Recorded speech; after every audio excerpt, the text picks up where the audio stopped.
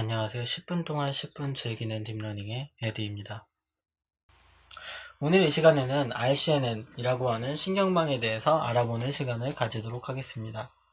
RCNN은 Regions with Convolutional Neural Network의 약자로 영역을 설정하고 CNN을 활용하여 물체 인식을 수행하는 신경망입니다. 리전을 찾는데 그것을 CNN을 통해서 찾고, 그럼 리전을 왜 찾느냐라고 한다면 그것이 물체 인식을 위해서 진행되는 것이다 라고 이해해 주시면 좋을 것 같습니다. RCNN의 구조와 절차는 다음과 같습니다. 크게 네 가지로 나누어 볼 수가 있는데, 우선 첫 번째는 데이터와 레이블을 투입하게 됩니다. 데이터는 일반적으로 이미지를 투입하게 되고, 레이블, y값, 정답값은 바로 바운딩 박스라고 하는 그러한 네모난 박스, 이런 것을 레이블로 주게 됩니다. 이것에 대해서는 차후 자세히 살펴보도록 하겠습니다. 그 다음으로는 이미지를 대상으로 해서 리전 프로포절이라고 하는 절차를 수행하게 됩니다. 리전 프로포절이라는 것은 이 바운딩 박스가 어디에 위치해야 되는지 이런 거에 대해서 신경망이 제한을 하는 어떤 그러한 절차를 말합니다. 그렇게 제한된 절차를 CNN에 넣게 되는데, CNN에 넣을 때는 CNN은 인풋 값의 크기가 고정되어 있기 때문에 여러가지 이런 직사각형과 가로로 된 직사각형 이런 것들의 크기를 맞춰주는 그런 프로세스를 진행하게 되고, 크기가 조정된 이미지가 CNN을 통과하게 됩니다. 그렇게 CNN을 통과하게 되면은 어떤 두 가지의 절차를 동시에 수행하게 되는데, 우선 첫 번째는 분류 절차입니다. 분류 절차는 여러 가지 분류기들이 쓰일 수 있지만 논문에서는 SVM이라고 하는 전통적인 분류기를 사용했다고 합니다. 이거 실제로 효과가 더 좋았다고 하는데요. 네, 그리고 그 다음으로는 리그레션이라고 하는 작업을 동시에 수행하게 됩니다. 리그레션은 바운딩 박스 리그레션을 수행하게 됩니다. 이전에 y를 주었던 레이블과 CNN에서 형성한 바운딩 박스, 그것을 차이를 구해서 그것만큼 일정 부분 조정을 할 수 있도록 하는 절차가 바로 바운딩 박스 리그레션입니다. 그렇게 해서 바운딩 박스 리그레션을 통해서 값을 신경망 초기로 전달하게 되고, 그 다음에 이것이 조정되어서 리전 프로포절이 보다 더 의미 있는 영역으로 될 수 있도록 만드는 것이 바로 RCNN의 구조 및 절차라고 볼 수 있습니다. 이전 슬라이드에서 RCNN의 절차는 크게 네 가지 스텝으로 진행이 된다라고 이야기를 해봤는데요. 그 중에서 이번 슬라이드에서는 첫 번째 스텝인 데이터와 레이블을 투입하는 것에 대해서 한번 자세히 알아보도록 하겠습니다.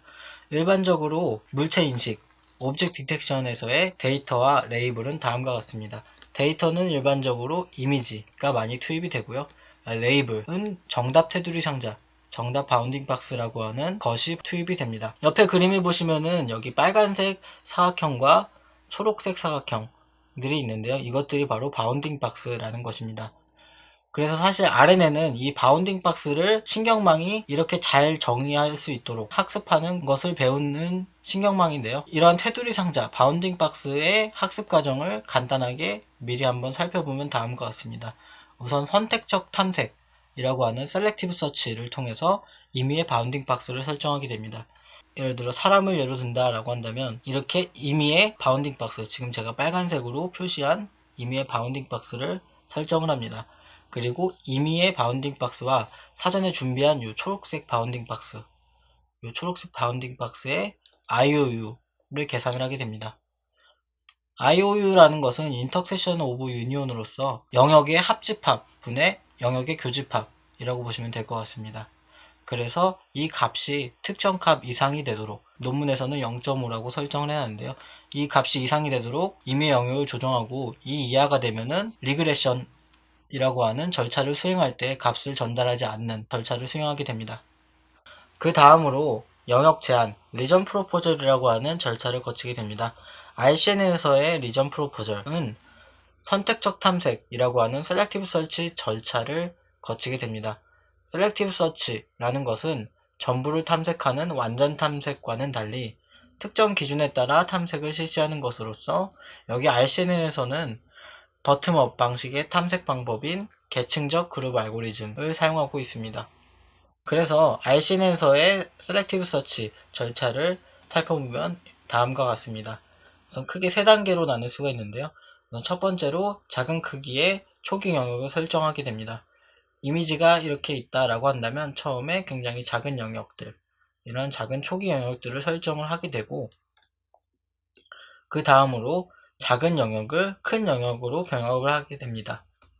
작은 영역을, 이렇게 작은 영역들을 어떤 특정 알고리즘, 계층적 그룹 알고리즘을 통해서 큰 영역으로, 큼직큼직한 영역으로 나누게 됩니다. 그 다음에 이것을 바탕으로 ROI를 설정을 하게 되는데요. 이것을 바탕으로 해서 뭐 이런 바운딩 박스, 네모난 바운딩 박스들을 생성을 하게 됩니다. 이것이 바로 리전 프로포절의 절차라고 보시면 될 것 같습니다. 그래서 이어지는 슬라이드에서는 이 작은 크기의 초기 영역을 설정하는 것이 어떻게 설정이 되는지 하고, 그 다음에 작은 영역을 큰 영역으로 병합을 하는데 어떠한 절차에 의해서 병합이 되는지에 대해서 한번 자세히 살펴보도록 하겠습니다. 아래 적혀 있는 것들은 바로 논문 제목인데요. 여기 보시면은 한번 읽어보시면 좋을 것 같습니다. 이전 슬라이드에서 살펴보았던 선택적 탐색, Selective Search는 크게 세 가지 절차로 나뉜다고 했었는데, 그 중에서 첫 번째 절차인 작은 크기의 초기 영역을 설정하는 것에 대해서 자세히 알아보도록 하겠습니다. 작은 크기의 초기 영역을 설정한다 라는 것은 다시 한번 살펴보면은 이러한 이미지가 있다라고 할 때 조그만한 초기 영역들, 초기 세그멘테이션들을 하는 것을 의미하는데요. 그것은 바로 그래프 이론이라는 것을 바탕으로 하고 있습니다. 그래프 이론이란 것은 수학에서 객체 간의 짝을 이루는 관계를 모델링하기 위해서 수학 구조인 그래프에 대한 연구를 하는 것을 의미합니다. 그래프라는 것은 꼭지점과 그다음에 교점, 점으로 구성되며 이들은 엣지라고 하는 변으로 연결이 되어 있습니다. 그래서 핵심이 되는 것은 버텍스와 엣지인데요. 그래서 이렇게 G는 그 다음에 V, E 이렇게 표현을 하게 되는데, 이게 꼭지점 버텍스를 의미하고 여기가 엣지를 의미하게 됩니다. 얘를 가지고 한번 살펴보도록 하겠습니다. 버텍스 같은 경우는 A, B, C, D, E, F, G를 의미하고, 엣지는 A하고 연결된 AF, AG, AB, AE 등이 있고, 그 다음에 뭐 B하고 연결된 BC, BF가 있고요. 그 다음에 C하고 연결된 CG가 있죠. 그 다음에 E하고 연결된 EF, F하고 연결된 G, 이렇게 엣지들이 있습니다. 뭐 그리고 추가적으로 참고로 살펴보자면 디그리 같은 경우는 어떤 특정한 점, A라고 하는 점과 연결된 엣지의 수를 의미하는데요. 그래서 디그리가 4인 것은 A하고 F가 있고, 디그리가 3인 것은 B, C, E, G가 있습니다. 그리고 디그리가 1인 것은 D가 있고, 이러한 방식으로 표현하고 나타내는 것이 바로 그래프 이론입니다. 이러한 그래프 이론이 바로 이미지를 그래프화 시키는 데 사용이 되었는데요. 보시면은 이러한 이미지가 있다라고 하면은 이러한 이미지를 이러한 그래프로 변환하는 것, 그리고 이러한 변환된 그래프를 가지고 프로세싱을 하는 것이 바로 초기 영역을 설정하는 세그멘테이션 프로세스입니다. 그래서 픽셀, 이미지의 기본적인 구성 요소라고 할 수 있는 픽셀들이 버텍스, 꼭지점이 되고, VI하고 VJ, 서로 다른 꼭지점이 있다라고 할 때 이러한 꼭지점들의 커넥션을 엣지라고 합니다. 그래서 이 엣지를 E라고 표현했을 때 이 엣지들은 각각의 웨이트를 가지게 되는데요. 각각의 엣지들의 웨이트는 그 해당 버텍스가 의미하는 픽셀의 인텐시티 값과 그다음에 또 다른 픽셀의 인텐시티 값, 그 값의 차의 절대값을 웨이트로 설정을 하게 됩니다. 그 다음으로 컴포넌트하고 세그멘테이션이라는 것에 대해서 한번 간단하게 살펴볼 텐데요. 컴포넌트라고 하는 것은 여기 보이시면 이렇게 나눠놨는데, 이런 각각의 연결되어 있는 덩어리들, 이러한 덩어리들을 컴포넌트라고 합니다. 반면에 세그멘테이션이라고 하는 것은 컴포넌트 하나가 될 수도 있고 컴포넌트 두 개가 합쳐질 수도 있는 더 큰 덩어리를 의미합니다. 이 덩어리는 실제로 의미가 있는 덩어리죠. 이미지에서 봤을 때 이러한 어떤 하나의 덩어리가 될 수 있는, 의미를 가질 수 있는 덩어리들을 의미하고, 여기 안에서 컴포넌트는 뭐 색이라든가 아니면 인텐시티의 유사도에 따라서 나눠진 어떤 덩어리들, 작은 덩어리들을 의미한다라고 이해해 주시면 좋을 것 같습니다. 그래서 각각의 컴포넌트들은 세그멘테이션 안에 포함이 되어 있고요. 그리고 컴포넌트, 연결된 컴포넌트들은 그래프를 구성하는 요소들이 됩니다.